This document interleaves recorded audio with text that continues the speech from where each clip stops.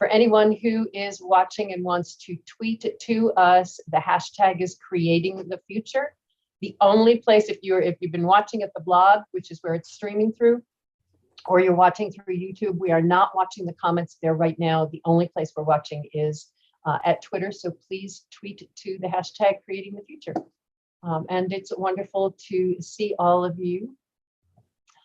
For however long any of you can be here is really wonderful. And so let us start where we always start, gathering ourselves together, bringing ourselves into the room, sharing what's been meaningful in our lives. And so if you could say a little bit about who you are, acknowledge whose lands you are sitting on, because all of us here right now, with the exception of Carl, are in North America, and where these lands were all stolen from someone else. The importance, which I say all the time, and I think it's just worth repeating over and over again, the importance is not just in acknowledging land, but as we know at Creating the Future, it's always about the people. And it is about the people from whom those lands were stolen. And it's about the people who went before us, the knowledge that we can build on the lineage that we humans have of those who've gone before us. So if you could just introduce yourself, tell us where you are, and something that's been meaningful, powerful in your life. Who wants to go first?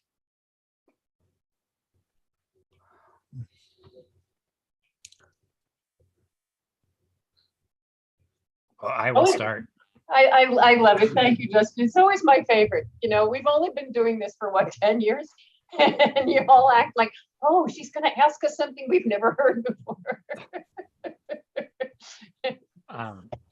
Well, so I will start with a personal awesome. So after 20-year pause, I am scheduled to engage with a triathlon next weekend.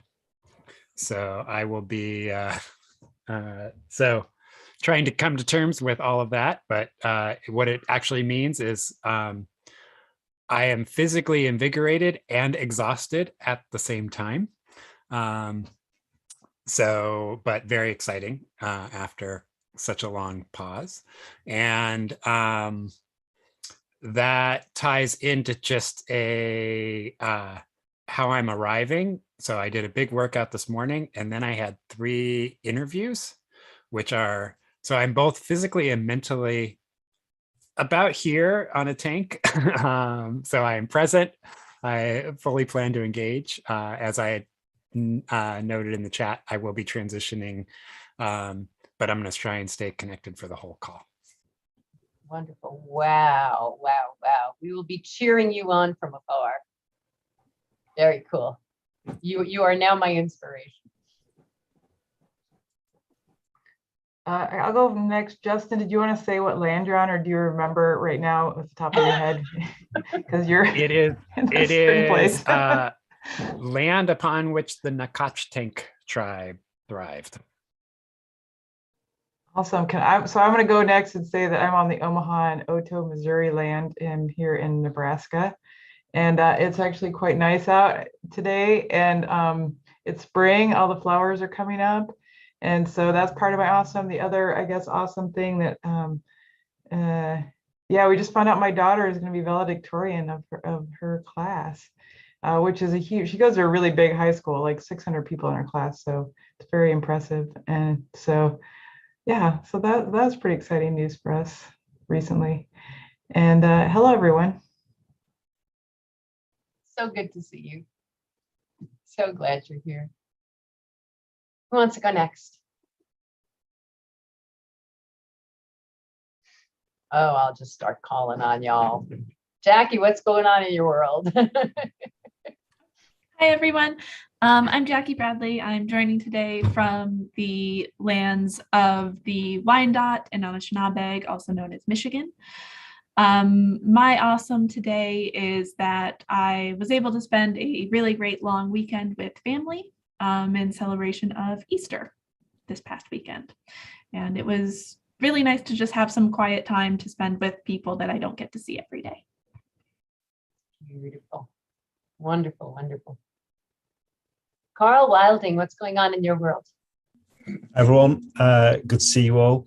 And Jackie has just reminded me that my awesome is I've just spent a few days away as well with my family. If any of you know England at all, it's a place called the Cotswolds where you can go walking and all sorts of rivers and sort of stuff like that.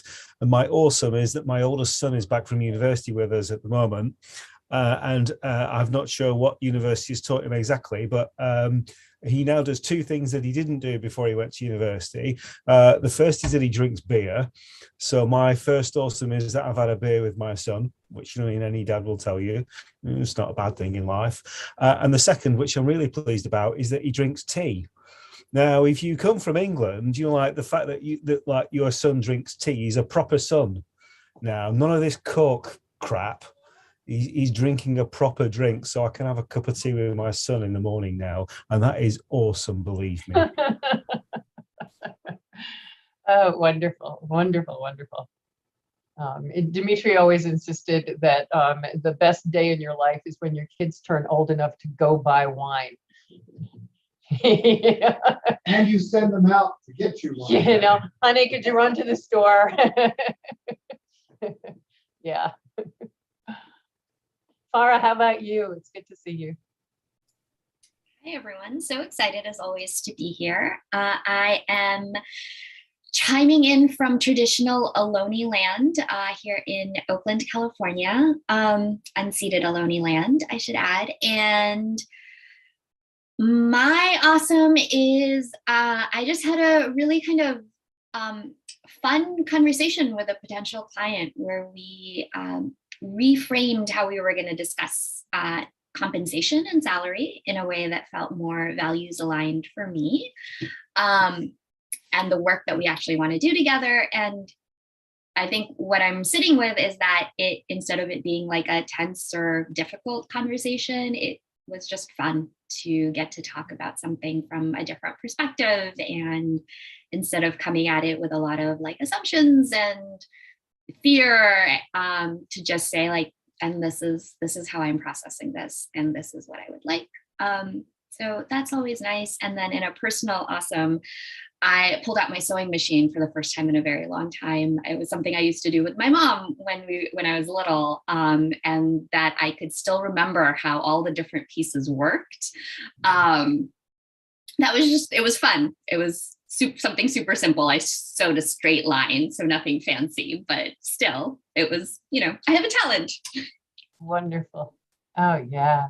Your muscle memory remembers where to wind everything and how to thread it. That alone, you don't even have to sew anything. Just awesome. How about you, Mark? What's going on? I'm going to jump in on the back end of what Farah just said. The whole idea about transactional relationships versus cooperation, and we don't know how to talk about it yet. I've been doing a lot of reading about it, and it's like this one person texted his future boss. He was supposed to start the next day. He says, "Oh, I forgot to ask you how much I was making."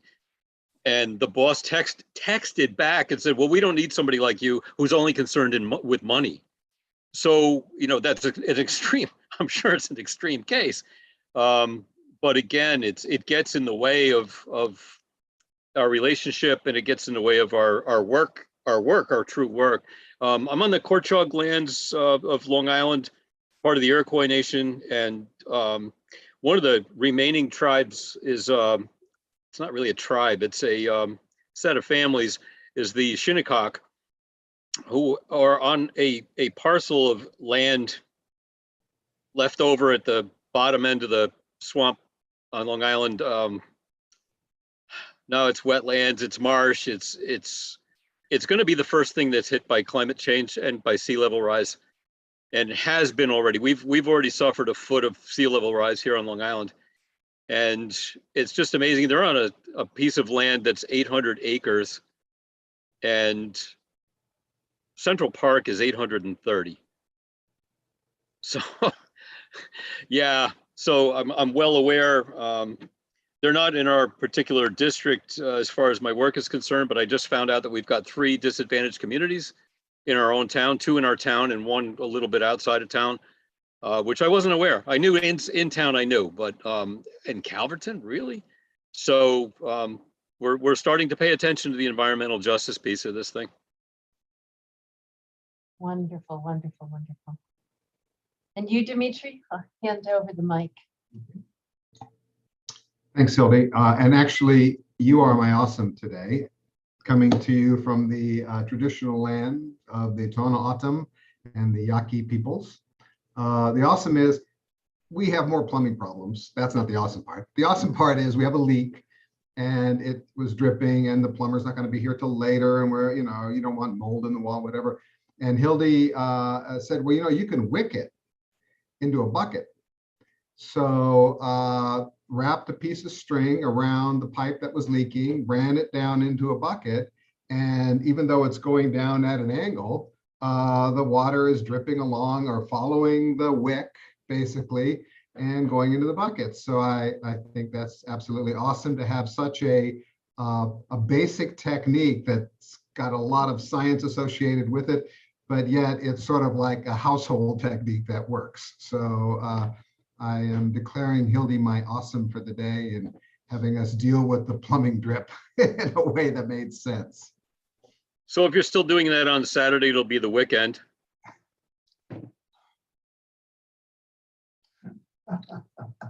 We're done now.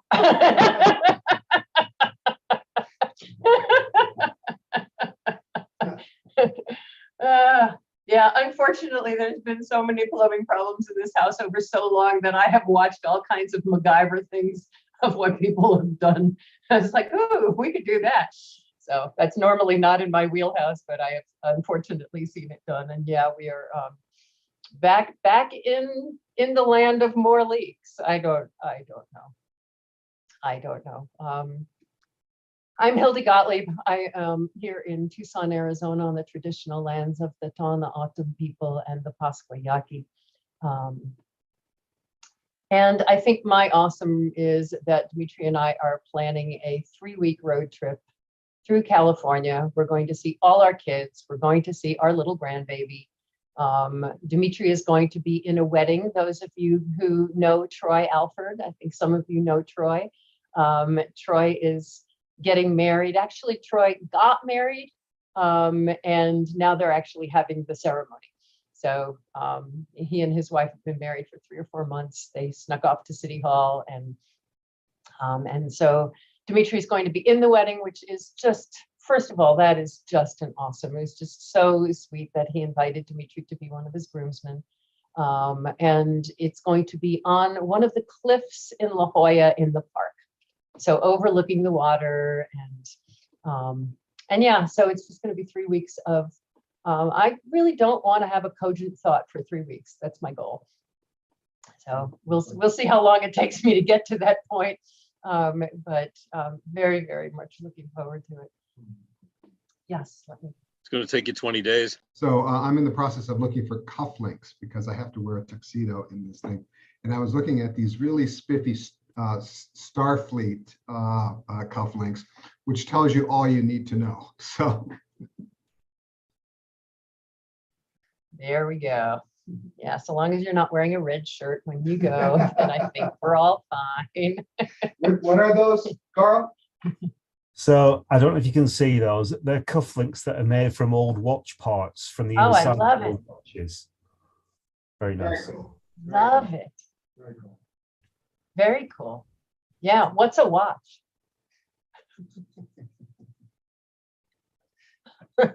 Where's the digital display on that, Carl? Yeah. I thought watches were to tell how many steps you took. Yeah. Sad but The true. only thing those old watches are useful for now. Yep. No kidding. No kidding. Yeah. Well, it is delightful to be with you all. One of the other awesomes is that due to a scheduling conflict of a speech that he's giving, Lou had wanted to be with us today, but couldn't be because of a speech and not because of the stuff he's been dealing with. And he's looking forward to rejoining us this summer. So that is, I told him we have been channeling him. He has been fresh in our minds for so many months. So that will be really, really nice to have him come home. So I wanted to share that with all of you. Today, I am really excited about. Last time we met, there was just a handful of us, and we didn't feel it was right to really talk about celebrating until we had more of us in the room. But Creating the Future has been around. Well, Dimitri and I started it in 2011, but we didn't get our tax exemption until 2013. And we started the clock on our 10-year mission at the beginning of 2017, when we felt that we had enough of the pieces in place. And we are now at the halfway point in that 10-year mission. And so before we start talking about engaging people to determine what's next, it's really important that we celebrate.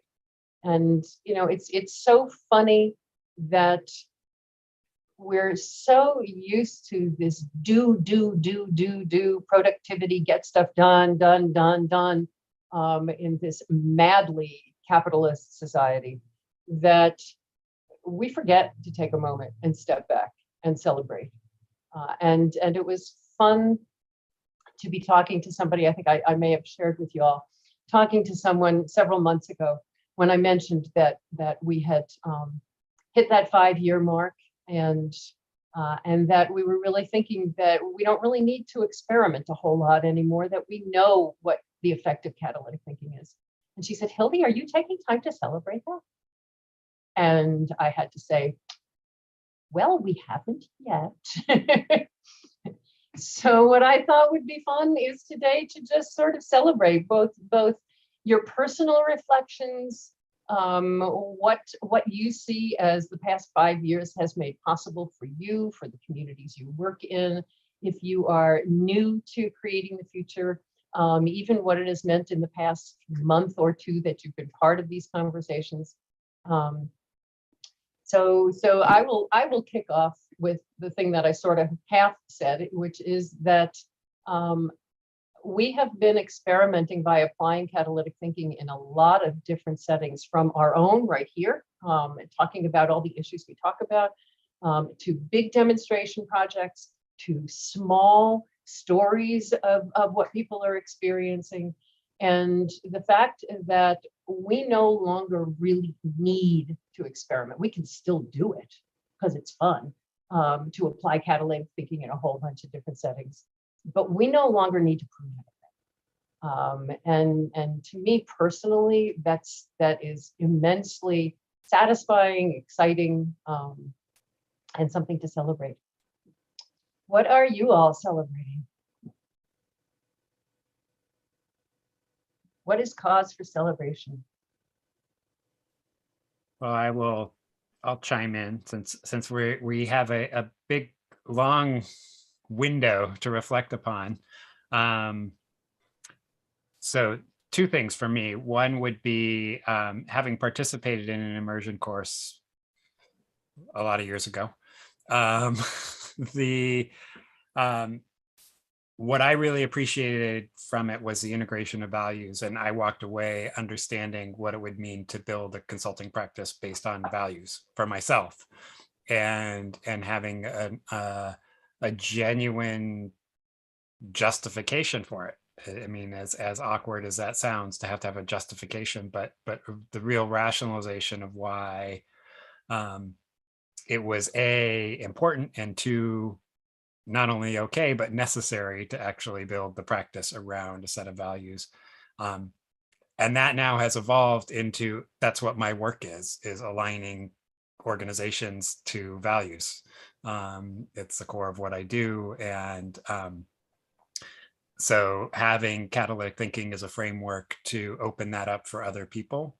And then also just, I think catalytic thinking captures really a leadership approach, which is the scoping what you want to see, determining what it takes to get there, figuring out how to engage people in that process. And so it's also a key element of a lot of the leadership training I do. So those are 2 very selfish things that it made possible in framing what I'm able to do now. both professionally and personally. And then certainly having a community that's willing to keep practicing it. Awesome. I confess that when Farah was talking before about her conversation with her client, I was thinking of how you have really changed the conversations that you have with clients around, are we contracting, are we partnering? Yeah, really beautiful. Thank you. Who else? What are we celebrating?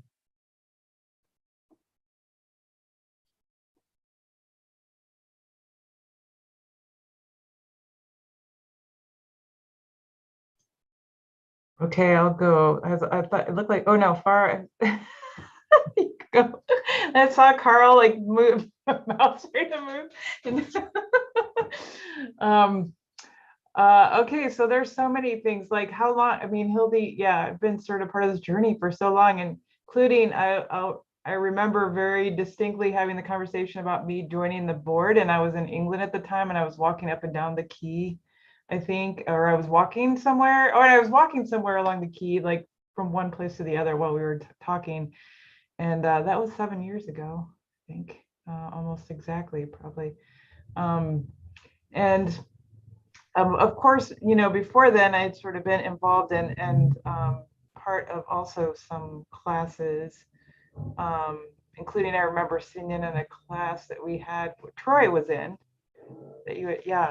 and I was in Belgium, like in a hotel room, remember how, like, so anyway, I guess all this is to say, like, this work has sort of been entwined in my life in so many different ways. And, as Justin talked about, like my work for sure, but just like also my personal life. And I think like it's influenced, how I approach my research and the way I guess, disseminate that research, as well as, teaching, obviously, in our, the fundraising class, and hopefully there will be many, iterations from there that will help other people to approach the work in ways that I think is very fulfilling. And I think that's like the important thing about all of this. Like, I was thinking about my own work. I approach things from a kind of critical theory perspective, right? And critiquing the existing situation, but it's harder to like say, okay, then what else? Like, what are the alternatives? And the catalytic thinking framework like provides that as a way to together sort of create other, right, better, hopefully, situations that all of us, to support all of us in our work and what we're doing, what we're trying to achieve. Yeah, so that's amazing. Yeah, Angie, you have applied this in so many different ways, and that alone is cause for celebration.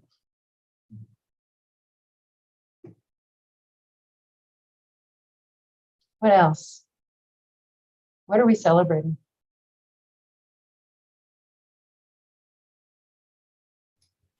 So at the risk of being heretical, I'll say less about the process of catalytic thinking and celebrating that, and I'll instead talk about the outcome.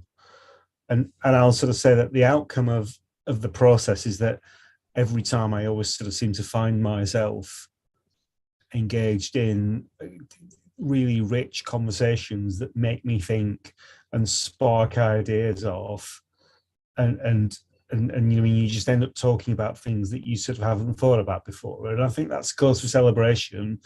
That, and again, this sounds, I don't know if this is heretical or not, or just sort of like the slow sort of approach that you celebrated before, but it's nice sometimes just to spend a couple of hours mulling over some sort of stuff and not feel like you're forced to have an outcome at the end of it, and not feel like you're forced to have an output as something at the end. There's in our daily lives, I had this conversation with someone today, actually, that we're all busy all the time. And I find myself, every email response that I send to someone, the first thing it begins with, I'm really sorry. Because like, you emailed me a week ago instead of something like that, and I haven't replied to you, or like you start a meeting with someone and it's, I'm really sorry because I haven't. And like you sort of like you worry sometimes that like every time that someone gets in touch with you, it's because you haven't done something, and that's because we are all busy, and that's maybe just sort of modern life. So I'm celebrating the fact that these, I've said to you before, I mean, this is a bit of me time where I can sort of sit back and sort of talk about some sort of stuff where I'm not entirely sure where I'm going, a bit like now. But I know that by the end of it, I'll come out with that I'll have thought of something, or more importantly, I'll have heard something from someone else. And you know, sometimes these things, you 6 months later, you're in a situation, and the person I'll celebrate here is Mark. Mark, you sort of said something. We were in a meeting where we talk about onboarding, and you talked about, you know, like you've got to feel safe and so on. And I just found myself in an entirely different situation a few months later, and it was just right. And I remembered it because I've been part of this. Yeah, it's it is so remarkable what happens when we give ourselves time to slow down and think. And somebody once said, because we always talk about, you know, going slow to go fast. And somebody once said that, it told me that they use the expression, going slow allows things to go smoother, and it's the smooth that lets it go fast. And I like that. So we go to slow to go smooth, and we go smooth to go fast, which is just delightful. And yes, these conversations are always, how many times have you all seen me go, I'm sorry, my head just exploded. So. Awesome. Awesome. What else? What are you celebrating? Yeah, Farah and then Mark. I was going to say I'm celebrating joining the Catalytic Thinking community, and this group in particular. To build off of something Carl said, I think one of the things that I've been very intentionally working on over the last couple of years is this break of the capitalist churn of productivity and measuring everything based on, you know, a dollar value or something like that. And Hildy, as we've talked about, when you were like, oh, do you want to join the board? I was like, oh, come hang out with you all and have fun conversations. I think of it as me time as well. And I think in that way, it's really coming together as finding more opportunities for myself, and through this and through other things, to just think and to be and to explore and to be in community, and trusting that that will lead to other really exciting things without having to have that map all drawn out. And then also, Angie, to build on something that you also brought up, is kind of really reflecting on how I've also transitioned from wanting to break things down and wanting to also explore in that same depth and same level of analysis how to build things up. And I think the catalytic community there is also really helpful. I have kind of a couple of years ago, I was doing a lot of diversity, equity, inclusion work. I now do a lot more work around kind of building liberatory approaches. So again, less about breaking down what hasn't worked in the past, and instead of saying, let's still do that analysis, let's come to that understanding. And let's be really, really bold in dreaming and envisioning a different future. And let's build that without those constraints of, well, is that possible? Can we do it? And really pushing people to be like, well, the only thing that seems undoable at the moment is continuing what we're doing right now. We're destroying the environment, we're destroying ourselves. And that should be the only thing that's off the table, is maintaining the status quo. So really kind of celebrating for myself that journey and the process that it's taken to get here, and celebrating how much joy and freedom and peace of mind there is in being here today. Oh, yeah, wonderful, beautiful. Thank you. Mark. You know, Carl, if you just sit down and, you know, respond to an email once in a while, you wouldn't have that problem. I remember being in business and I was getting 150 a day. And a lot of it had to do with technology and response. And you get into this mode of productivity and then the demands on yourself just in quantity, not quality. And it's so hard to break that. And I also like use the idea of the mustard seed. We're casting mustard seeds out all the time, and sometimes they land on the rock, and sometimes they land in the grass. And I found that just doing what we do without really, I don't want to say without thinking about it, but without really consciously making that effort is just flowing through this. And then somebody will come up a year later and say, oh, by the way, like Carl just reminded me that, you know, I'd heard this thing from Lisa Sattel from the Fritjof Capra course. She's a, you know, a special ed teacher. That's where I got that from. It's not even mine. It's not my brilliance here. It's somebody else. If I could share the screen, if I could share the screen, I would. I just want to say I gave a talk to our town board this morning. There it is. Well, there it is, and trying to get the language out to people, the difference between mitigation, resilience, and adaptation. And I didn't even get to sustainability. We can't get to sustainability because we haven't got to anything that's sustainable in the first place. But I couldn't say that to these people. I got to kind of like take them through. But realizing that I had this tool that I was finally able, given the opportunity to bring out to the public today. I had a half a dozen. The press wanted to see this thing afterwards. You know, our town board, the planning department, the zoning board of appeals. They got it. So it's like, yeah, I'll use the word, we've been reactive. It's not working, people. You're putting out fires every single second. So instead of thinking ahead 2 steps, like we've got an anaerobic digester coming to town, and these guys are going to make millions of dollars, and we're going to get $12,000 a year in taxes. I said, now I'm asking the question in their terms, what's in it for me? But what is the community benefit? What are we doing for our people? Well, we're making 8 people really rich. Well, that's not working for me. I don't think it's working for anybody else either. So reframing and getting people to ask these questions has really been the gift. And I'm sorry, we've only got 5 years left.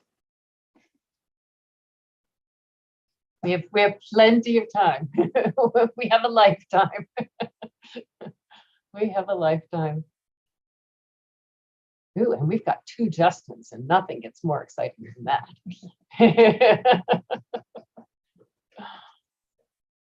You know, it's y'all are making me think about, and I just scribbled down that I need to make a list, just for myself, of all of the demonstration projects that we've done, large and small. That there's been such a range of them, and just celebrating what we've learned in each of them. You know, we did a year-long demonstration project with the Nevada Department of Education about reframing their culture, their internal culture. And then Angie and I did what is basically a demonstration project with her class to say, what does it look like if you design a class using catalytic thinking to design it, then you teach catalytic thinking as content. You have the students use anyway, it's kind of an interesting idea. Sorry. That's okay. There we go. But just looking at a classroom setting as a place to demonstrate what happens if you use catalytic thinking here.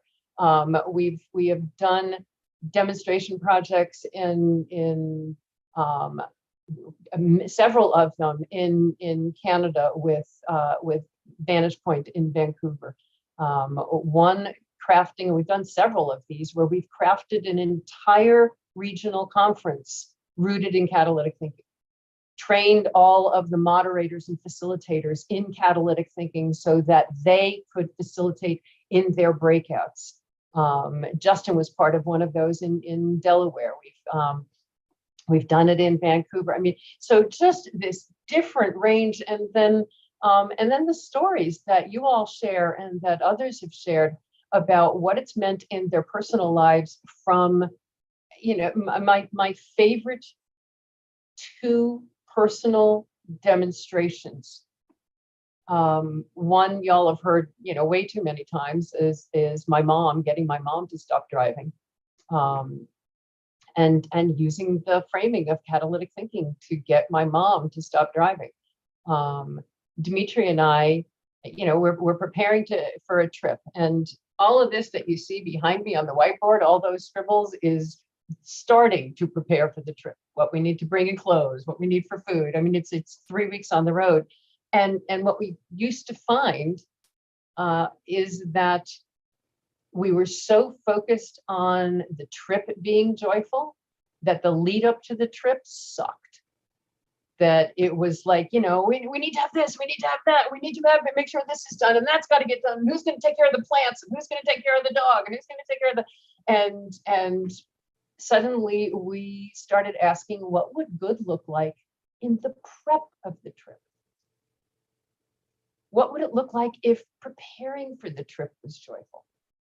And I mean, so it is just what I'm realizing that I want to do, both for us as Creating the Future, but also for me personally, is to just list out how many of these, sometimes we called them demonstration projects and sometimes we didn't.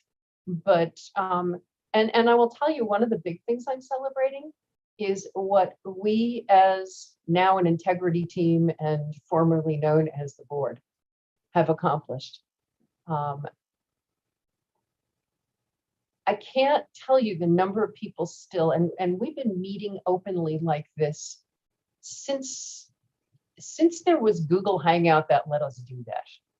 In the olden days where Google Hangout the speaker would be big and everybody would be in tiny little boxes on the bottom and you could only have 10 people in the room. We've been inviting guests into our meetings. It's how many of you became board members in those olden days, and to this day. We've always invited guests, and if somebody is exciting and we basically it's the puppy in the window, can we keep them? Can we keep them? And I still don't see anybody else who's doing that, who is openly sharing absolutely every decision-making conversation.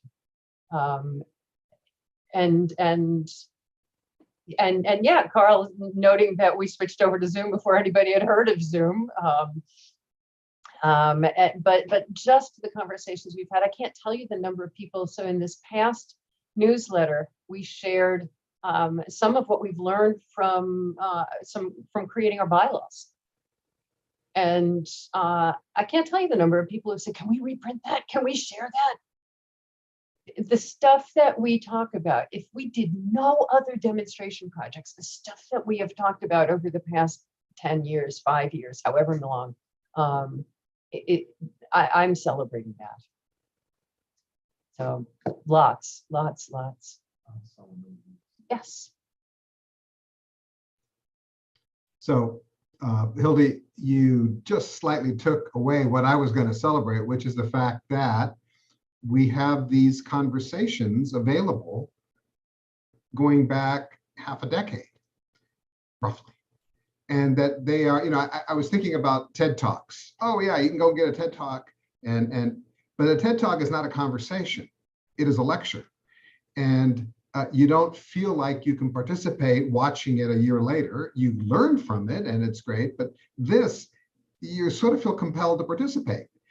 Even if you're just watching it after the fact, because the conversation is so engaging and because everybody just sort of enters into this. So I'm celebrating the fact that there's an archive of these conversations that, and you mentioned, Hildy, that I don't know any other this kind of organization, this type of leadership organization that is doing that or that has done that. So I celebrate, and not that one needs to be better than anyone else in it, but the fact that we have been doing this as both an example and for ourselves to be able to have it. I know many times, Hilda, you go back to a previous board meeting to say, now what did so-and-so say?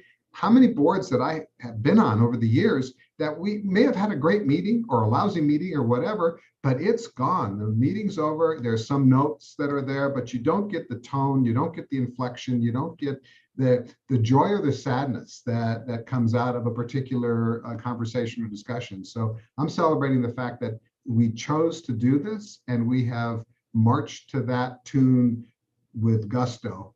And so that's sort of my sort of awesome reflection on something to celebrate as far as what we're doing. Yeah, very, very cool. And you know, it is interesting because I just keep asking, first of all, people say, you do what?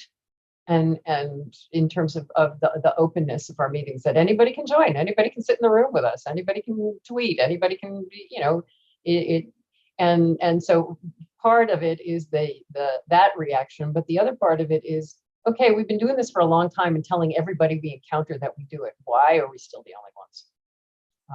You know, what would it take for others to understand that you can open the doors? It's not scary. It's not dangerous. It's actually really fun. So yeah. What else? What else have you all noticed that is cause for celebration?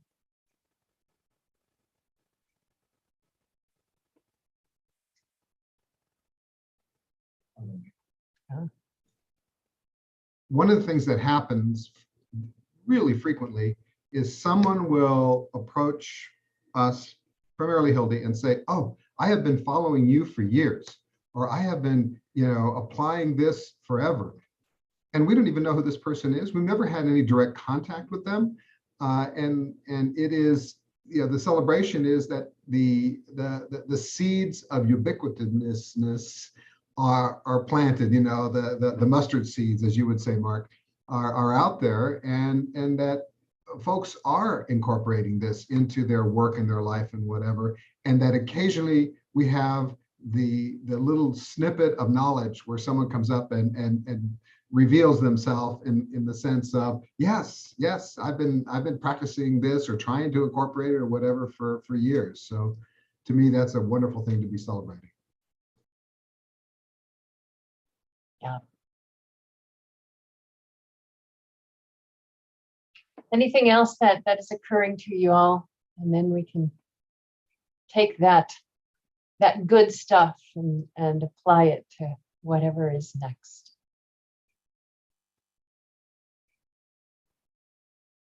I do want to personally, this is both a celebration and deep gratitude to Jackie. You are just, you help us in so many ways, and you are, and I love that it's not just taking notes, which are fabulous notes, but your input is just so deeply appreciated. So I am both celebrating and sharing my gratitude, all of our gratitude to you. Absolutely, absolutely. Justin. The other thing that I would add as I was listening to Dimitri was the excitement that people get when they find it, whether that is folks that we've worked with or just as Dimitri was saying, people who pick up on it, and those wonderful kind of roundabout ways of hearing about it. I don't remember, Hildy, if you recall when, oh gosh, now I'm gonna forget the connection of folks, but I had been working with the School-Based Health Alliance. Someone had attended their conference and heard the CEO who was speaking the language of catalytic thinking, and like reported back, like, who is this guy? Where, you know, he's speaking the language, and just getting that feedback and having seen the excitement he had to be able to put language to things that he had been wanting to was really important. Yeah. Oh, yeah. That's huge, Justin. Thank you. Yeah. And so many people who find it. First of all, there's those who say, "Oh my gosh, I thought I was the only one. I thought I was crazy. I thought I was the only one." So there's definitely that. And then there's those who have been, and I'm really thinking of Christy, Justin, who naturally embody so much of catalytic thinking, and what the framework does is give them something that they can point to. so that people don't say, oh yeah, that's just you being you, or you can do that, but other people can't, or it's because you're magical, or because to be able to point and say, no, there's actually science behind this. But also to put a repeatable framework around it so that it is not just because of somebody's instincts and because of the way that they happen to think. It puts a repeatable science-based framework around it. That's really exciting. That's really exciting. And I hear that from a lot of people as well, of, oh my gosh, this is how I've been operating. I didn't know it was a thing. And it's like, well, it's not really a thing. We just made a thing out of the way you've been successful. Yeah. Well, as we continue our conversations, both now and through the next couple of months, let's take time to pause. And if you think of things that are worthy of celebrating, let's just jump in and go, ooh, here's another one. So, because it feels awesome. We have accomplished so much, and you know, you never think of that. You think of the 12 things on the to-do list that didn't get done, or the 1,500 emails that you didn't respond to, and you wind up living your life saying, I'm sorry to absolutely everybody. It's not just you, Carl. It's, you know, all of it is like, oh my gosh, how did it get to be two? And the ones we want to respond to the most are the ones we don't respond to, because we want to take time to think about those. And we mark them in red and we put a star on them and we move on. So awesome and wonderful. Thank you guys. Thank you like tremendously. Okay. We had said we were going to talk about what's next, talk about the big question of what is next for creating the future. And we started last time talking a little bit about, you know, we've always had that sort of wanting catalytic thinking to be ubiquitous. And we talked a couple meetings ago about, is it catalytic thinking or is it actually each of the questions? And it really is both. It is both the individual questions and the framework and what they make possible. And we started to talk a little bit about what does it look like if that's ubiquitous? What does ubiquitous even mean? The more we started to talk about that, the more it became clear that as we are really embarking, and again, I want to just repeat for those who have not been following along this story, we started out back in October talking about succession planning. And so this has really been an evolving conversation. This is not, we set out and said, well, we're going to have a plan for what's next for creating the future. And here's the steps that we're going to go through and the questions we're going to, no, we started out with succession planning.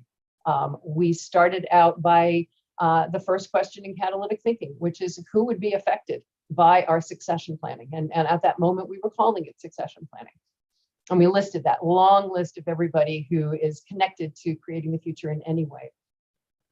And the more we talked about it, it became about, well, it's about really not just replacing one person with another, but that we continue to provide benefit to the people who get benefit. Now we started to define, well, what is the benefit? And by the time we evolved into this conversation, not that this is how every succession planning conversation, quote, should go, but just for us, what made sense because of where we are in our 10-year mission, it's like, okay, this is a time for reflection and stepping back on what's next. And that means starting over again with the question of, we've got that long list of who's going to be affected by whatever we do. But the second half of that question is, what does it take for their voices to be centered rather than ours? And so I think it's important that we take some time today and take some time over the next couple of months to do that, to engage those folks, to model what it looks like to plan inclusively, so that it's not 5 people or 10 people or 20 people or a committee that's deciding what's next for the people who are going to receive the benefit from it. And so as we look at all of the people in our realm, all of the people that we had listed months and months and months ago, from the folks who work at Creating the Future to all of us in this room, to the folks who get our newsletter or have been part of demonstration projects or are in a class that Angie is teaching and it ripples out to the people that they're talking to. Let's look at the questions of what it will take to engage them. And starting at the beginning in catalytic thinking, what would their inclusion in this process make possible for us and make possible for them? I'd like to start with what it makes possible for them. What would inclusion in our conversation about what's next make possible for the people who we are engaging?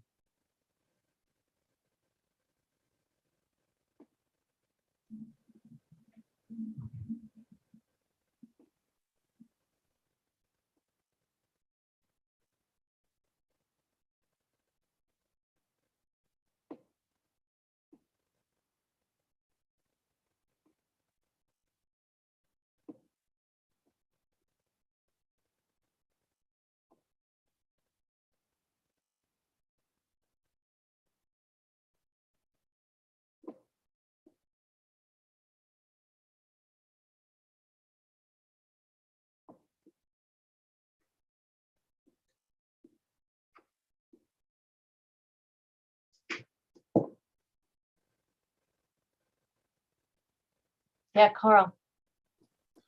So I'll kick off by saying it will make possible for them a sense that they aren't passive consumers of what we do, but they are contributors, and that they are part of us. They're not our audience. And if I may just cheekily sort of then add what that makes possible for us, hopefully, is that it makes possible that what we do is relevant.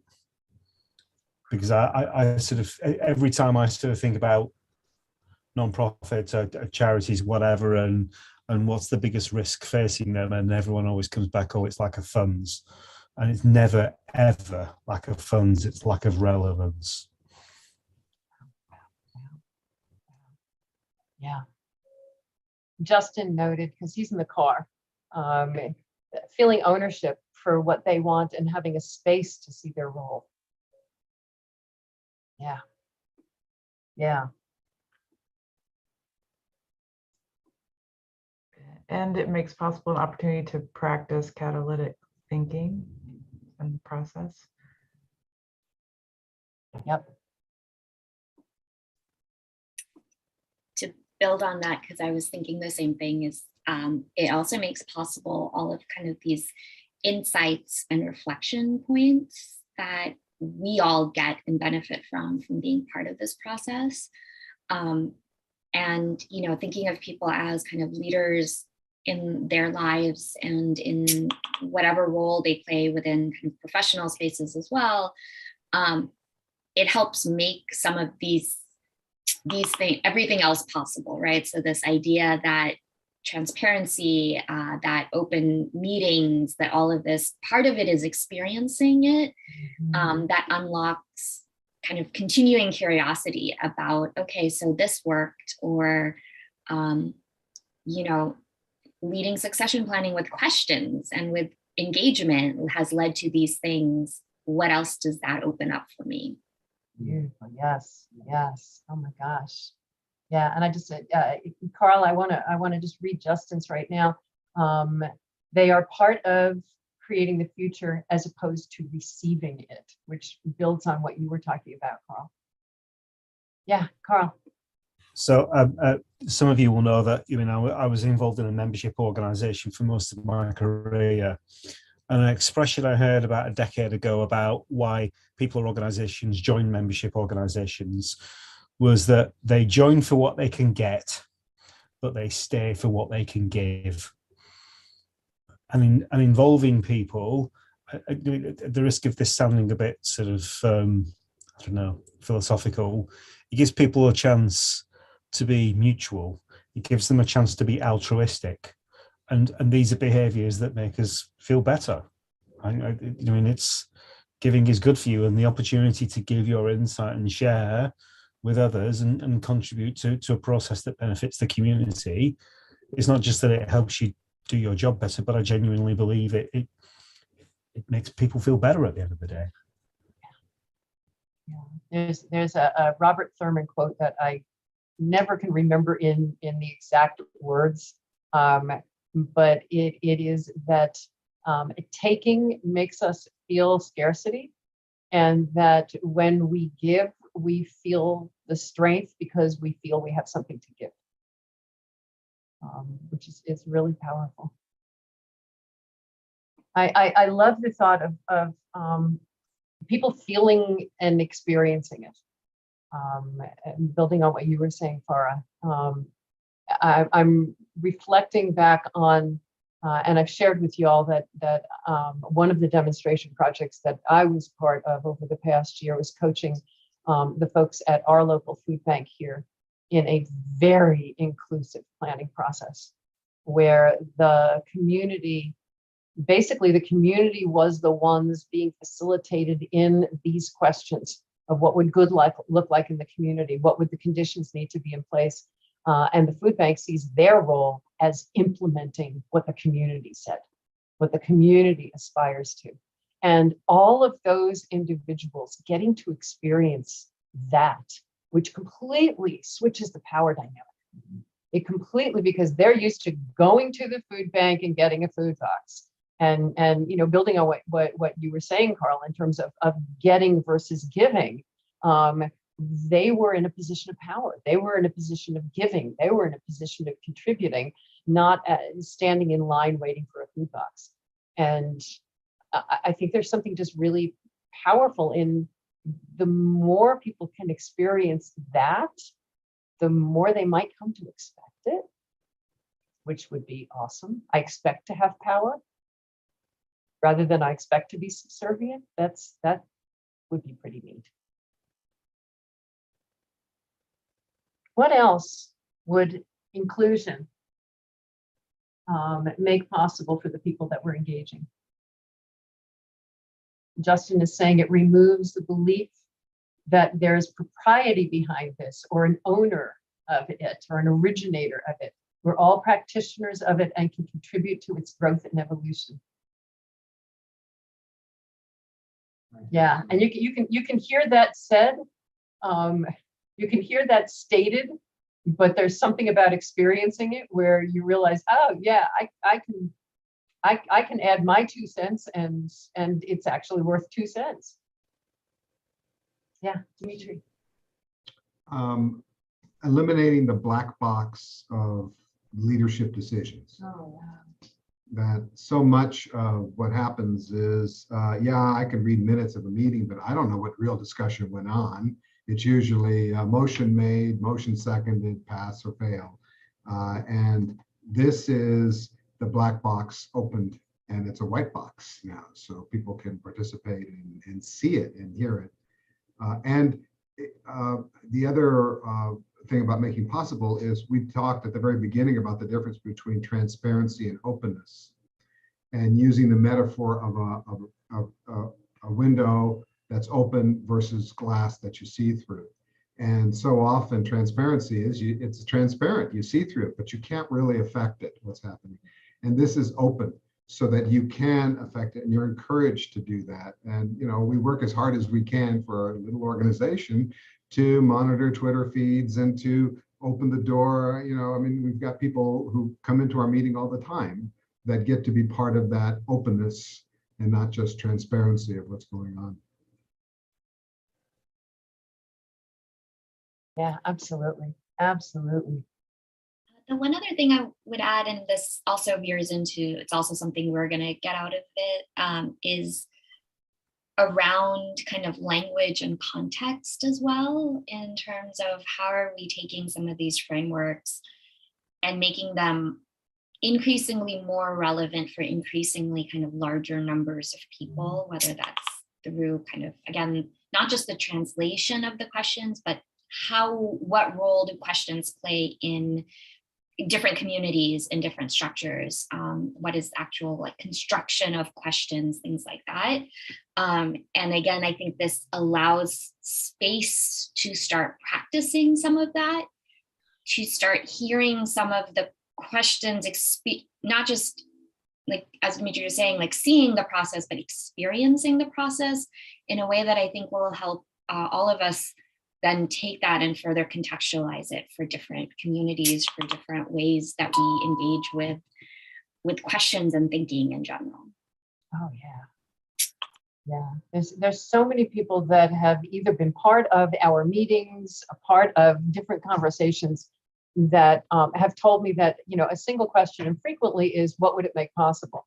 But that they just have become known. They're the person in their realm that, oh yeah, Mark is just going to ask again. Mark is going to ask, is this a +1 or a -1? That, you know, those questions really become part of who they are just by being part of the conversation. Yeah. So in addition to what inclusion makes possible for the people that we're engaging, what does it make possible for our work?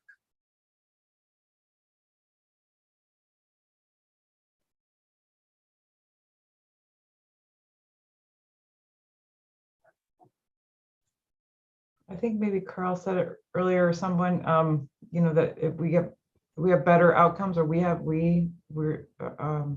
our work is better because the people are participating and we understand what they're bringing their experience and on the ground perspective and so on. And I think also, you know, more people practicing means more of it going out into the world. Yeah.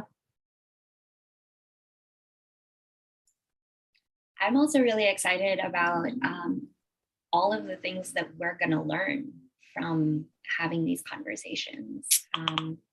Learn, and also just kind of the joy and the fun of being part of that. The more people that we get to engage with, I think it's just fun. Well, you're really bringing up the thought that how many, you know, and you all included, how many times we hear, I didn't realize that this conversation was actually going to be fun. I thought this was going to be painful. I thought this was going to be boring. I thought this was really fun. I can't tell you the number of times in that exact tone that people say, this was really fun. And that again, I think is part of changing people's expectations in terms of the what's in it for them. It really looking at, oh, this can be engaging. This doesn't have to be confrontational. This doesn't have to be, yeah. What else does it make possible for us?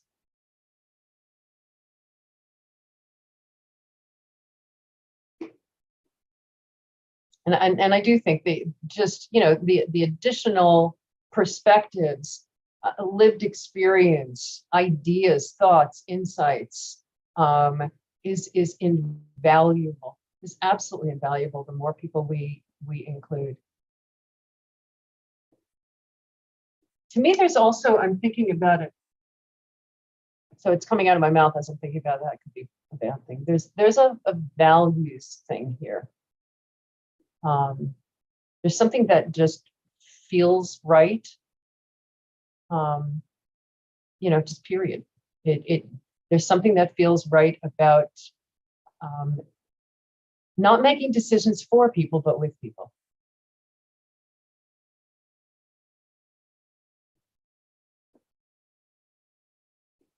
What else does it make possible for us?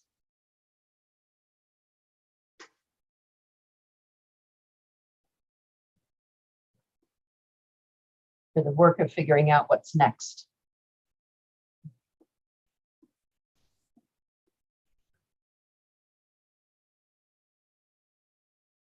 So I stepped out for a second. It makes possible.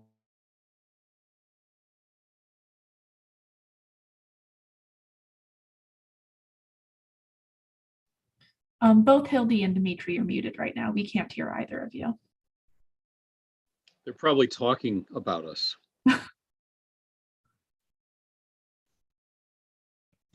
We can't hear you. No.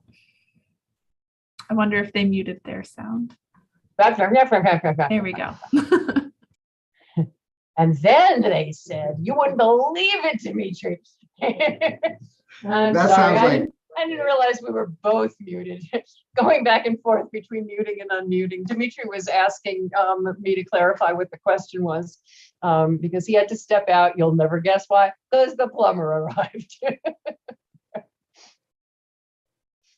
It's going to be the punchline of creating the future for the next 5 years. And then the plumber walked in. So one of these. Yes. It makes possible sort of expanding our brain. If we have a collective brain here, we suddenly get more capacity, we get new ideas, we get different ways, different perspectives, so that it's not reliant on the 6, 8, 10, 12 people that happen to be on the screen today, but people who will join us in the future, and that we benefit from all of, definitely benefit from all of that.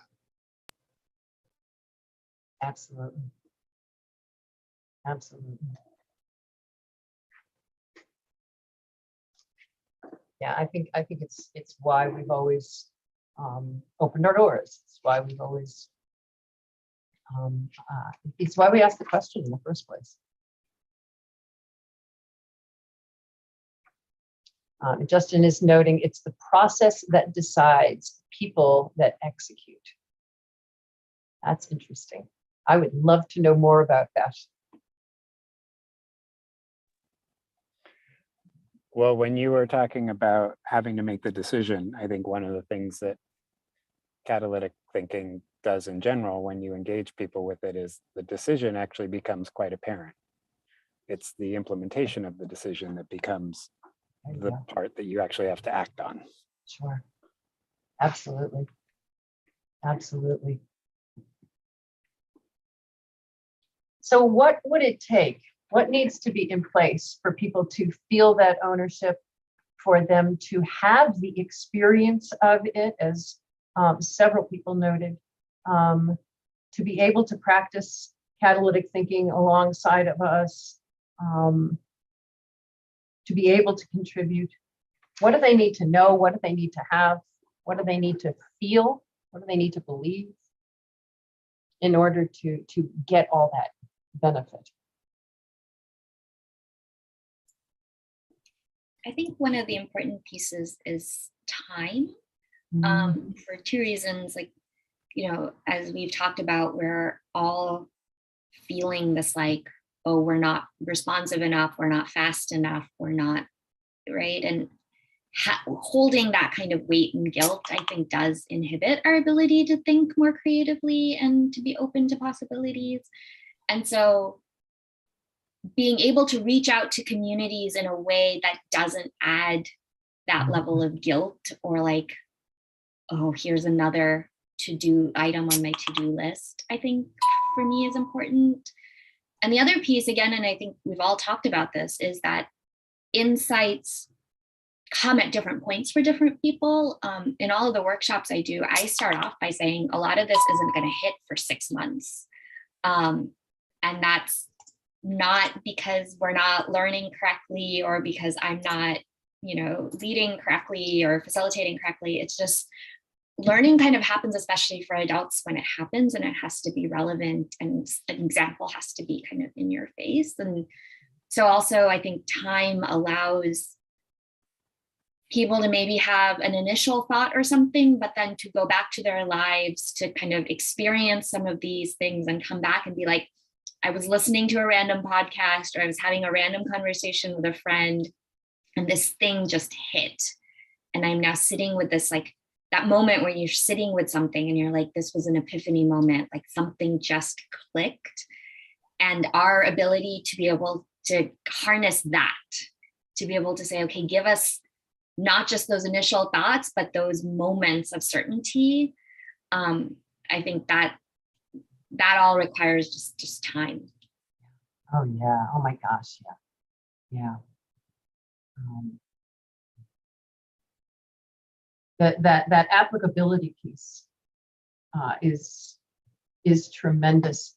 one of the things, so y'all are aware that we had and Mark, you were part of, Angie, you as well, the cohort in succession planning when we first started applying catalytic thinking to succession planning. Several people shared their reflections at the end. Several people did not, but several people shared their reflections at the end in terms of what the class made possible for them, what the cohort, the practice cohort made possible for them. And what was interesting is two of the people that shared their reflections. One was not able to join us for any of the meetings. None of us have ever met this person.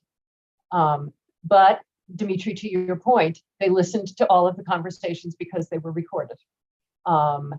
And her response actually was the story in, I don't know if this past newsletter or one just before, where she shared the difference that it had made for her because it was timely, because it was right then, because it was really, and so this was a practice cohort specifically for people who were thinking about succession planning for whatever purpose it was.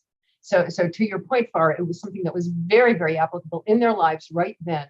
And the reflections that they shared were off the charts, just in terms of it changed how I talk about succession planning. It changed how I moved through the conversation. It was joyful. I just received one right now that I'm going to edit down because it's very long, and I'll edit down to something we can share in our newsletter. But it was talking about the fact that she changed the entire approach from succession planning, which she called ego-based, because it's all about me and replacing me, and how could you replace me? She said, to realizing that I have this really huge, strong leadership team, and what does continuity look like if we're talking about continuity for everyone? And to your point, Farah, it was because it was relevant to that thing at that time, to something that was powerful in their lives at that moment.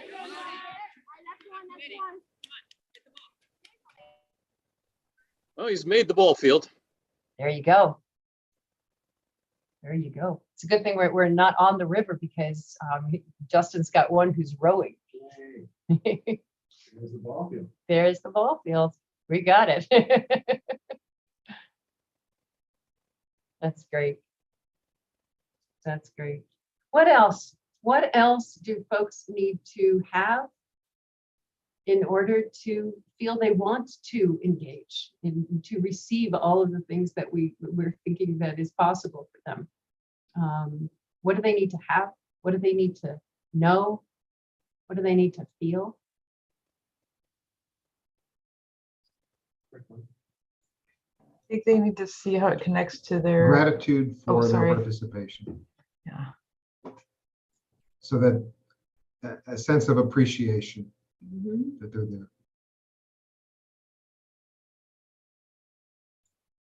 I will even take that one step further, again, based on what folks have said when they're in our meetings, is a sense that they are welcomed and that we actually want their participation. A lot of times, I guess, folks are experiencing that they are asked to be present so that you can say, oh, look, there's 50 people, but we don't really want to hear what they have to say. And so knowing that they will actually be determining the future of creating the future, I think that's pretty powerful. Justin said, an invitation that acknowledges their existing expertise. Absolutely. Absolutely. And to connect to that, they see how it connects to whatever work they're doing. And I'm mindful, Hildy, of the two people that I've reached out to that were former board members who both responded back and said, good luck. It's great you're doing that, but I'm doing now different things now. And yeah, it's been interesting. So I don't know if there's opportunities to make those connections for people or help them see Right. that. Yeah. Yeah, people who may have gotten involved at some point for a particular thing that it was relevant in their life seeing it still through that lens. I'm not a consultant anymore, so I was using it for consulting and ... Yeah.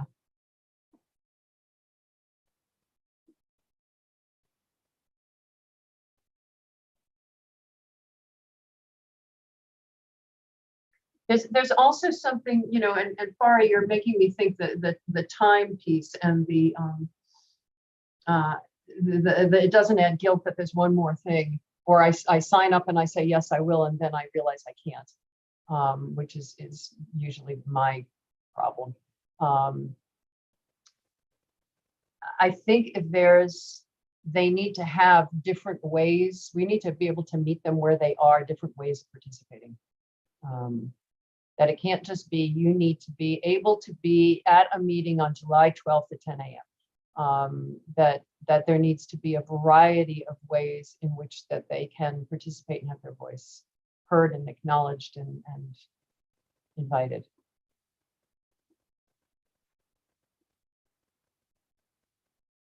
What else do they need to know? What else do they need to feel? Yep. Just to circle back on the welcome to participate, want them to participate, and knowing that there's no predetermined outcome and that the participation isn't just a numbers game of having as many people, you know, oh, we had 500 people there and they all agreed to X, except X was predetermined before the 500 walked in. And we got, you know, community approval, community acknowledgement. So knowing that their input really will make a difference and really will be incorporated. Very much so. Very much so. Yeah, we're facing that right now with and I'm sure this is what you're channeling, Dimitri. Our city, like all other cities, when they're going to do roadway improvements or parks improvements, they come up with 2 plans. They invest millions of dollars in the engineering. Then they go out to the community, which I love that expression because it means that we're in here and the community's out there. So there's that separation language. They go out to the community to see which of the options does the community want. And when the community says, we don't want either of them, they say, but we've spent millions of dollars on the engineering already, so here are your choices. So yeah, absolutely, that there is nothing predetermined. Justin's also noting context around what it is that they can influence. Big, huge. Yes. Yeah, Carl. I think they also need to know that we aren't the experts. That they have just as much expertise as us, whether that's expertise through experience or expertise through some sort of learning. I mean, again, we've talked about this before, but like, you know, like, what's that Einstein quote? If we knew what we were doing, it wouldn't be called research. Because we're always like researching for what the answer is. Yeah. Not only that we're not the experts, but that we don't see ourselves as that. You know, when people say you're doing that. Yeah. Living in the question. Honesty about the weight of the next steps without guilt. Okay, I want to know more about without guilt.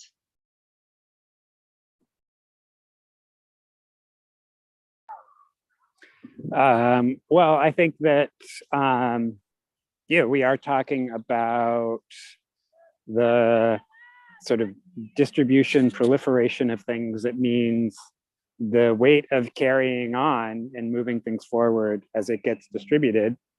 One, it's very significant, but not in the state of like, if you don't step up, we're going to fail. So it's that balance where we're not making people feel that they have to do this out of guilt or obligation, but that they are doing it out of an understanding of what it is that needs to happen for it to continue. Right. Yeah. We want them to want to be part of it, not feel guilty to have to be part of it. Yeah. Absolutely. And we've all seen processes like that.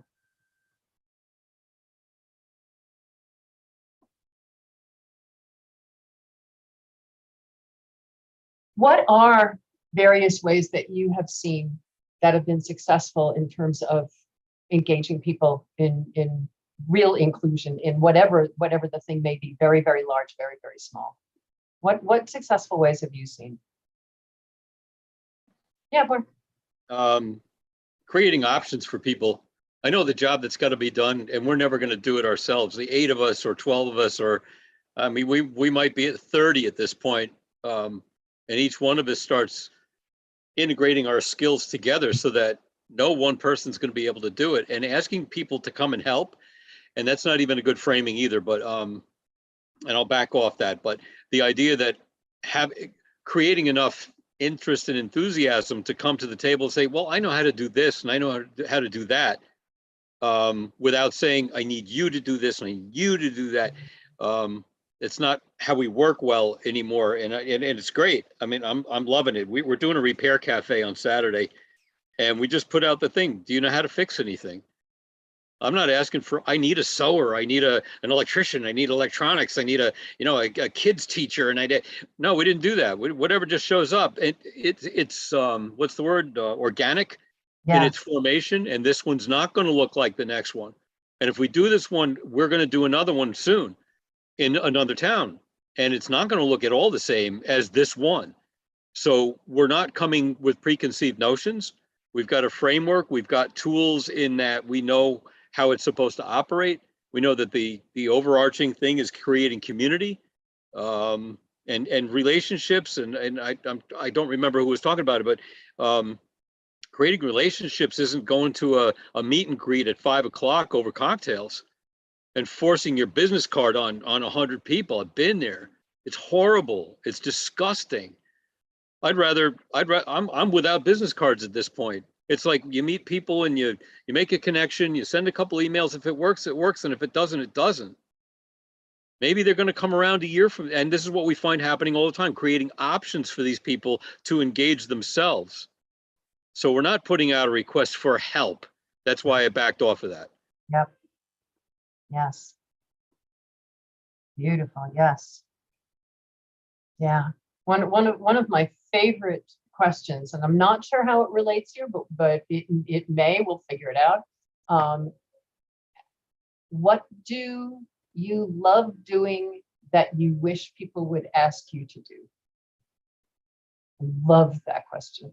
I've been talking to my neighborhood association that wants to build more community among our neighbors. And we've been playing with that question of asking people, what do you love doing? We've got 3 or 4 guys in the neighborhood that love playing guitar. They decided that at the beginning of every neighborhood meeting, which we have outside in the park, especially after COVID, at the beginning of every neighborhood meeting, they're starting with an hour of music and asking families to just come play. And it all started from that question of, what do you love doing? I love playing music. Oh, really? I love playing music too. What does that have to do with our neighborhood meeting? It does now. Yeah. We grabbed the phrase a while ago, connecting people with their passion. Oh, yeah. So that if I have 400 things that have got to be done, somebody comes up, a guy came up and said, I'm interested in, I hate concrete. I want to find an alternative. So we had all the resources for them to go looking and sent them off in a direction. And then they came back and here we go. We've got a 3D printed house in our town. So I didn't know that was going to happen for 18 months. I didn't force it. I didn't bug this guy every 16 minutes to, what did you find out? What'd you find out? What'd you find out? It's not how it happened. Beautiful. Just beautiful. What other options have you all seen? And before you go, Mark, I want to make sure that you share your reflections in terms of what's standing out to you from the conversation. What other options have you seen for ways for people to engage? I mean, there's the basics, there's surveys, there's interviews, we can say that we've got those. What else? What have you seen that's effective? This is still more kind of a little bit on that process piece, but I have found it effective to ask people for their thoughts, as opposed to, you know, having them speak on behalf of a community, or, and then that's where I struggle with like stakeholders, where you're like, oh, I have to speak on behalf of everyone who X. And also not having to back up everything, your thoughts with research and a citation. And, you know, sometimes it's okay to just have an original thought, or to have a thought that, you know, probably other people have also had. So it's not like you're just making stuff up, but you don't know exactly like, here's the quote, or here's the article I got it from. And I feel like all too often I'm asked to participate in these types of things where anytime I suggest something, they're like, well, can you find the citation for it? Can you find the person with the, you know, who has a web presence who backs up that thing? Yeah, no. We need an influencer. I'm only doing it if Kim Kardashian said we should. Or maybe if she said we should. I don't know. Mark, before you go, I would love to know what is standing out to you from our conversation today. And so grateful you're here. That You're on I mute. owe you reflections on last. You know what? It's an evolving process, Hildy. I got to say, all this is always different. We never come up with the same things, and it's just so refreshing. And we've got to keep our minds open to this. And one of the I just heard Farah say, just asking people what do they see from their perspective. I don't need a paper. I just need, what are you seeing? What's happening for you right now? And we had a guy in town hall today. He said, well, you know, but it makes my guys have to change the plows out for the Sanders. Well, you know, that wasn't scripted, and he didn't have it in black and white or numbers or anything else. This is what we need to hear. And I think people aren't used to doing that. They're not used to hearing that. They're not used to being asked for that. So asking them where they're at and meeting them where they're coming from first, it validates them. It gives them a sense of engagement and empowerment. And we're back to the whole thing, asking the right questions again. Yep. But thank you. Well, thank you for being here. See you soon. Thanks, everybody. Thanks. You know, one of the things that's occurring to me, and then Carl, is this is a great question to ask our community. Is what have they seen that's effective? What have they felt that's effective in being engaged? Yeah, Carl. My internet connection is not very good at the minute, so I don't know if you can hear me. We can. Yeah. So one observation that I would make, and if Eli was here, he and I might have an argument about this new breed of organizations based on technology, such as distributed autonomous organizations. But there's a lot of trying to involve people at scale, I think, is what I wanted to say. And there's an awful lot of mechanizing of that involvement, and trying to use tools and so on that essentially, I mean, going back to the conversation that Farah started earlier on about transactional type engagement is what I'm saying. And for me, I'd actually I'd be satisfied with a much lower level of engagement. Let's not worry about, I mean, how many hands have we shaked, to use that sort of George Bush expression, but what's the quality of the conversation that we have? So essentially what I'm arguing for is engagement that's relational rather than transactional. And that, if that means that we have fewer conversations, I think that's okay. Yeah. Yes.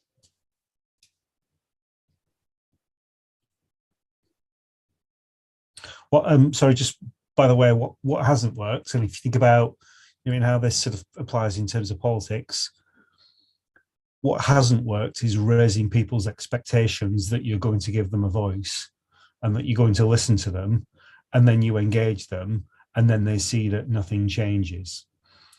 And that's not to say that, you know, we are a government and therefore like we've got to do everything it says, but if we're going to ask people for their time and we're going to give them a voice, we've got to make sure that we then do something with it. So there is a tough question for us that I don't quite know the answer to, which is if we are going to go out and start to engage more people and so on, how do we ensure we've got the capacity so that we can actually do something with it and they feel that it's been a good use of their time? Yeah. The whole next set of questions for us to be talking about is what needs to be in place for us to provide all of this. Yeah, exactly. Justin. Well, I think following up on what Carl was just saying and a little bit of what I was putting into the chat is I think that there's a construct shift from what Carl's describing, which is we're doing it with your input versus your input is actually the doing of it. And I think that's what we're really trying to shift is that as we engage people, we really are also looking at what that passing of the baton looks like. So it's not even like we're taking your ideas into consideration and we'll get back to you, or it really is. And that also goes back to what I was saying about understanding the weight. Like we are talking about what we will do to move this forward and being very authentic and ensuring people that, you know, the ideas are important, as well as thinking about what it would take and who has what to contribute to that is going to be really critical. And I think that that's also part of the invitation, is the honesty of the invitation to say, this is a collaborative, co-created future for this. And people need to understand what that means is it truly is what we all collectively make of it. Yeah, perfect. Absolutely. Absolutely.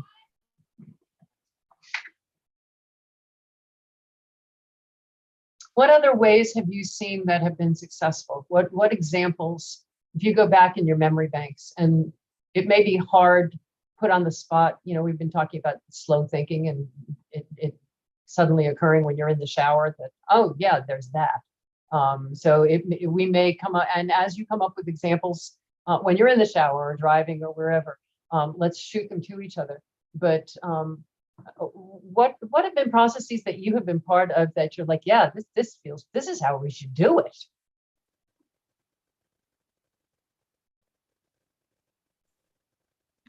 I don't know if it's been said exactly, but maybe it's been implied like there are multiple ways of people being able to participate as people, as you know, like the timing, you know, people have different time parameters or they like to engage in different ways. But I guess there's got to be clear like place to go when someone's ready to participate too. Yeah.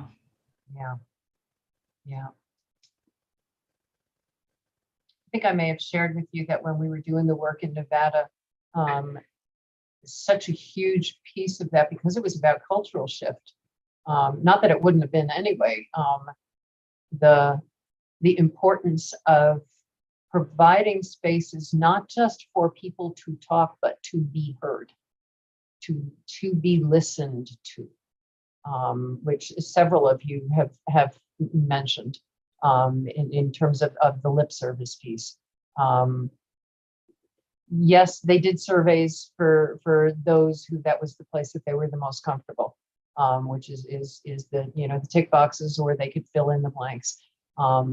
They did listening sessions where it was small groups within a division, within a department, so they knew each other. They did listening sessions where people didn't know each other, so they didn't feel threatened by that. They felt they could talk a little.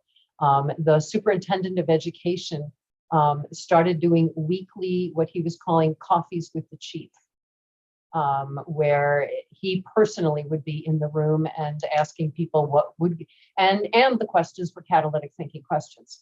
So they weren't being asked, what are the problems here in the department and what do you think the solutions are? They were being asked, what would good look like? and what conditions need to be in place for that, to what would good look like for our culture. But they really provided a range of ways for people to be listened to. And I think that that's a really important. So I'm curious if there's ways, and for you personally, if you're going to get involved in something, if somebody says, we would really love to have your insights be part of whatever, what do you prefer?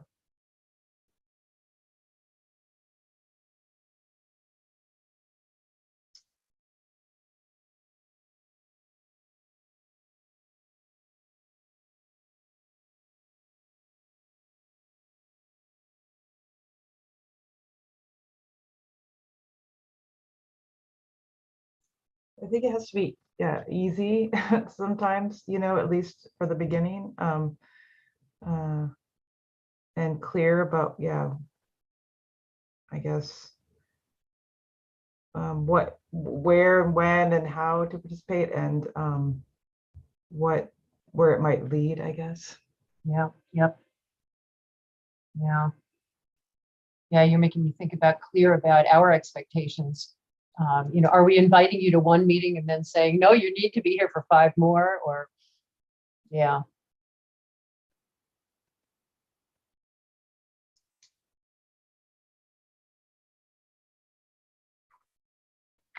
One of the things that several of us have been talking about via email is the thought of taking off from our regular meetings the next several months, the summer, where people are traveling anyway. It's a good time for us to sort of take a break off of these meetings here where we're planning and thinking, and instead taking that time to engage folks, to do the work. Maybe we'll have work team meetings, and to bring other people into the room so that they can help engage. So it's not just quote board members who are engaging or a small group, but bringing together those who've been so involved with creating the future, who are happy to participate and to contribute. But taking the next several months, May, June, July, August, and taking that time to do this engagement work, and to figure out what is the plan, who's going to do what, how is it going to get done, et cetera, a real implementation plan. But what do y'all think about that? About sort of taking a break from these higher level thinking conversations about direction and really actually just spending some time doing the actual work.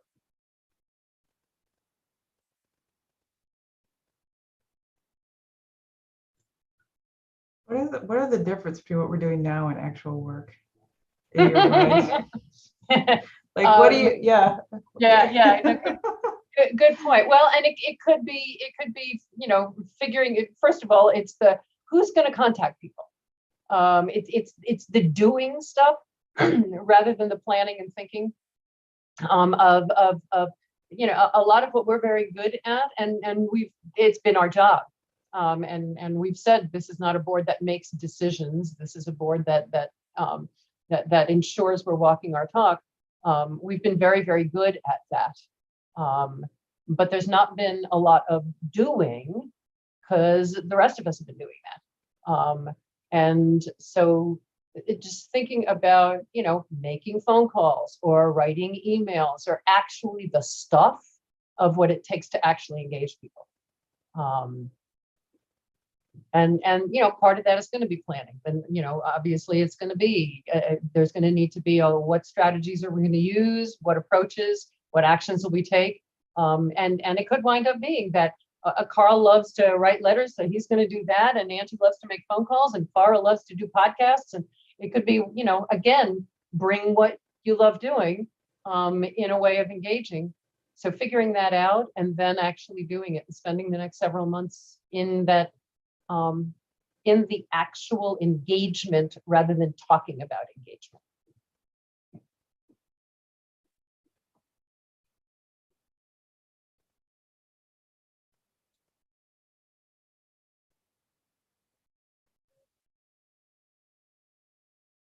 What do y'all think?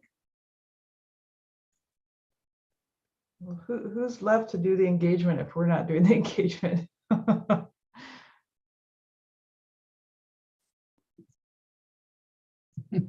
Yeah.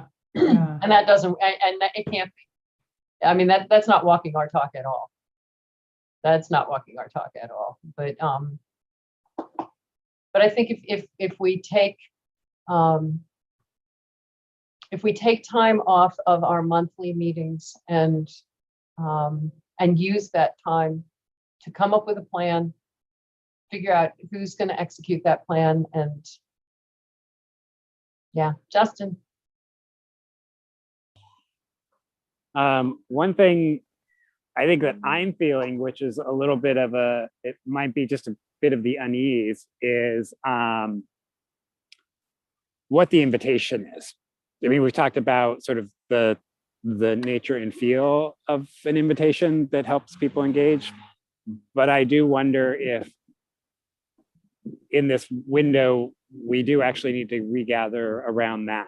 Just thinking, and it may be plural, the invitations, but being clear what we think are the important things that we communicate and believe we want to communicate.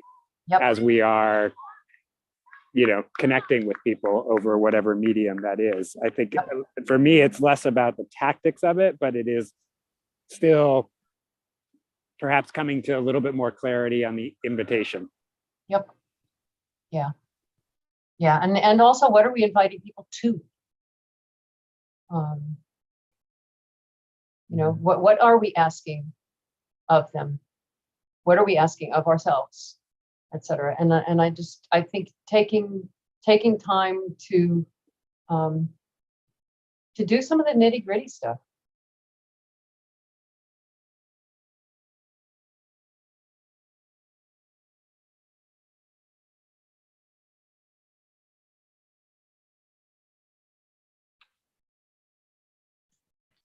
Yeah, like the nitty gritty being the list of people to reach out to that we talked about, right? As a first step. And I mean, I would be interested in having a further discussion about just executing that thing and like what it should look like and how we can do it in a way that's going to be feasible and doable, but still kind of meet the things that we had talked about.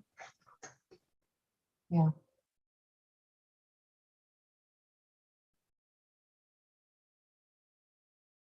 How does that sound to you guys? Farah, Carl?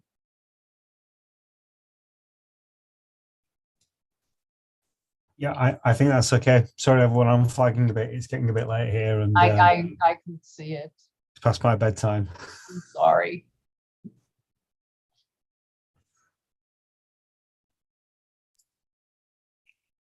The only thing I was going to say is I am mentally kind of checking in on expectations of myself and reminding myself, framing that the taking time off is not saying okay, great, we'll see you in September. It really is taking this meeting as one modality of community engagement and using that time for different modalities of community engagement. And I guess the question that raises for me, for myself, and I would be curious how others are thinking about this, is what expectations does that raise, if any expectations of what the summer will look like for all of us? And, how are we going to know if this worked? And just some of those kind of natural curiosities that come up. Exactly. And part of what I'm also thinking about is, again, it not just being board members, but asking those people who have been supporters in so many different ways, team members, volunteers.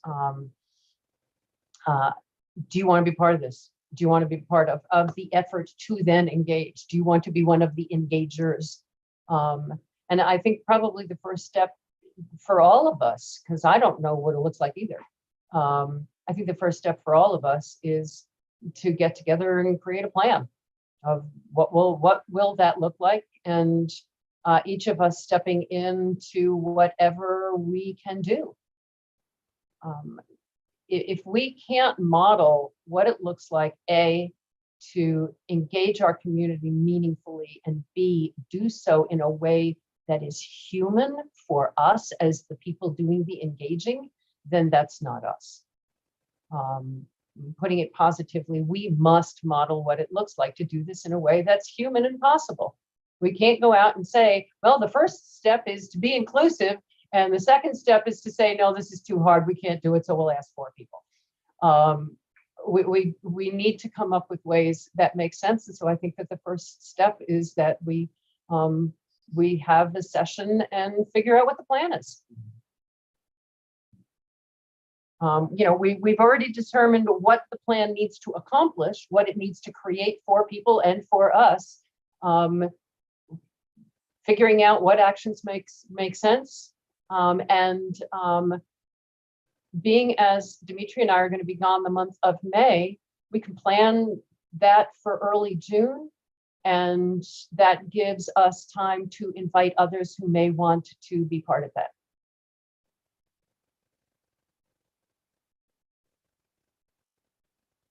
That sound good to y'all? Yeah. All righty.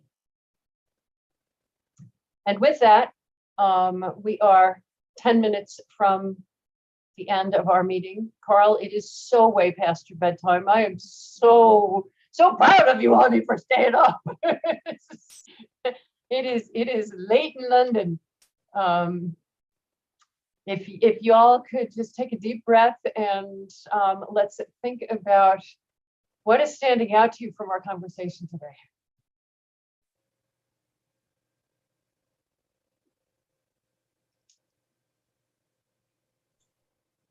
I think we have a good plan. I would like to, get stuff on the calendar, have like accountability for myself, or like, it'll just, summer will happen because there's all the other things that happen. So that's my reflection. And good job, everybody.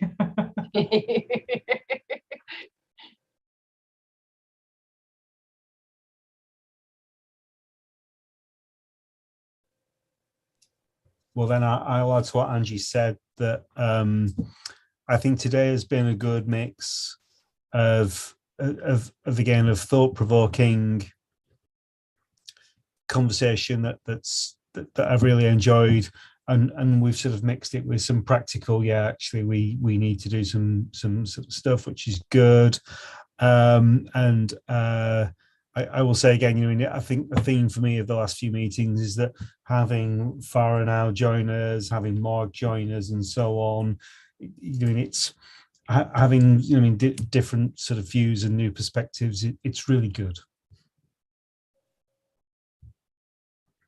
Absolutely. Justin, how about you? I would agree with Carl, and it really does. The resonance for me is around us being really thoughtful of the invitation now, so that we can then figure out how to, extend that invitation in lots of different ways. I think going back to what Mark said, now that I'm reflecting on some of what he was saying, that he was really talking about that open invitation, and when we can craft that in a way that really does, entice people to come into the space in a variety of different ways, that will help us know, which paths we can pursue. Yep, absolutely. Wonderful. Jackie, how about you? Yeah, so the thing that I'm kind of reflecting on is, I think often the thing I'm reflecting on in these meetings, which is that it really kind of comes down to relationships for me.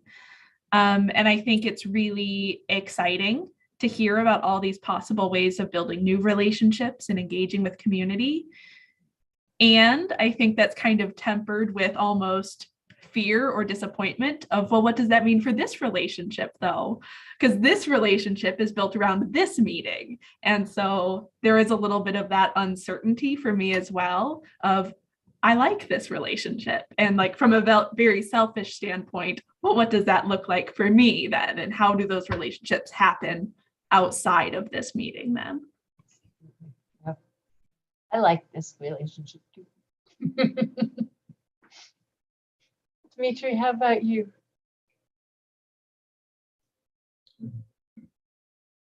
The thought that comes to my mind is that we're striving to create a collective beginner's mind where we are open to new ways of thinking of things.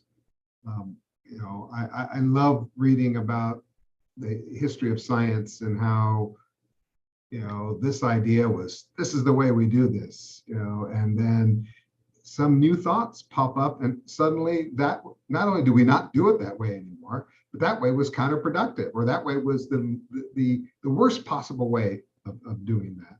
And yet at one time, that was the only way that was believed to be correct. So by being so open here, we really create the opportunity for these kids who can point to the emperor's clothes being missing, and that changes fashion for the future. So just thinking about it from that perspective, that this is a big collective mind and we are really working on how do we make it fresh and new each time.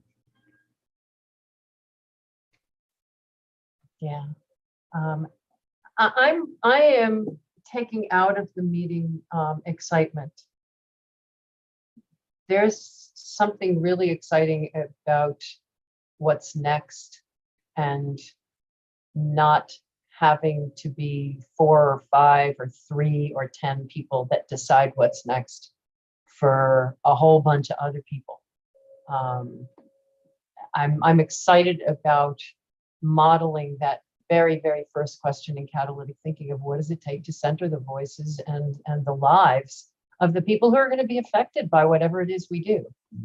And what that makes possible for them, what that makes possible for us. And it's actually, as I'm even saying it, acknowledging that there is no us and them, there's just a big us. And that just feels really good. And y'all, especially those of you who've been around me for a really long time, know that I have a extremely high ability to deal with uncertainty. I am always confident we'll figure it out. You know, and it's what's gotten us. It's what's gotten us so far is the ability to deal with uncertainty. I am so confident that in the next couple of months we'll figure out what the plan is, and we'll figure it out in a way that's going to be more graceful and more engaging and more delightful than anything that we would have thought of had we not taken our time to do it mindfully and slowly and with others. So I'm feeling really, really good about this. I'm feeling really good about it and feeling very energized by the conversation. And we should all be feeling energized by the conversation, except for Carl, who needs to go to bed. I will be in the next week or so sending out a when is good for June for us to have a meeting to create a plan in June, and that will give, and we can all talk via email in between then about if there's anybody that you might want to invite that has been excited about creating the future and would like to be part of the engagement part rather than be engaged, or they can be both. Jackie, thank you so much for taking notes today, and you and I will be on. Let's take a break and get together at like 10 after. Does that sound good? Cool. Awesome. And thank you all. This has been just delightful, and we'll see you in a month or so. I will send you good vibes from California. Have a good trip. Bye, everyone. Bye-bye. Bye, everyone.